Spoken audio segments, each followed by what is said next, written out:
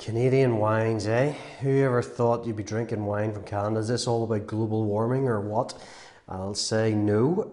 Canada can be quite famous for wine, particularly certain styles like ice wines, from where these wines particularly come from, the Niagara area of Ontario, Niagara Peninsula there. Typically, you're going to see white wines out of Canada would be where they're going to be strong at, because of the coolness of the climate, and on those sort of hybrid sort of varieties where they're built to withstand sort of cold temperatures. And this red, Baco Noir, is exactly that. It's a hybrid grape variety, which is going into the sort of whole Game of Thrones analogies. It's the bastard son of something else. The bastard son, the parents of this here is Folie Blanche, which is a white grape variety, believe it or not, and is grown quite widely in the Cognac region of France. And a Vitis riparia variety, which is unknown, so nobody knows this wine's daddy, unfortunately. It's an unknown red grape variety from the American hybrid sort of vines, as opposed to Vitis vinifera, which is Folie Blanche, and then there's Vitis riparia. It's a real crossover, this one, hybrid. So it was designed or created by, engineered by a grower called Francois Baco. Maybe not a grower, more of a scientist probably, or horticulturist, or whatever you want to class them as.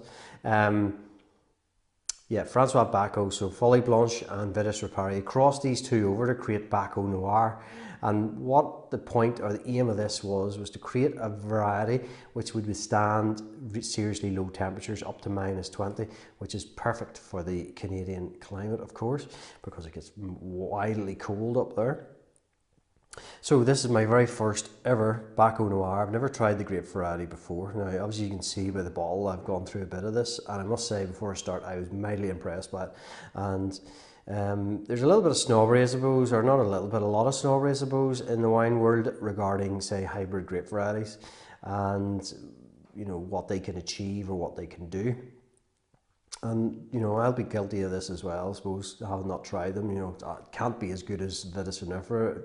These hybrids, you know, it just can't be, simple as that. Haven't tasted this here, I must say. I'm mildly impressed by this hybrid. And if they're all as good as this, well, Vitis vinifera, watch out, pretty much.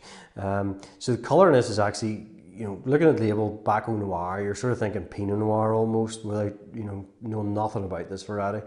But it has a lot more colour than a Pinot Noir. There's a bit more extraction to it, certainly. Quite cherry coloured. Really lovely aromatics in the nose, I found, with this. Very much in the cherry sort of flavoured spectrum. A little bit of sort of cola going on. If I was tasting this sort of blind, I was thinking to myself when I was drinking it the other night, or a couple of nights ago, if I was tasting this blind, I could almost think of Southern Italy, like a Primitivo or something like that there, in terms of the fruit profile. Certainly not in the heat, you don't get the heat off it if you like, but in terms of that fruit profile, of that cola sort of esque going on, it's lovely, I must say. Slightly creamy, black fruits and cream.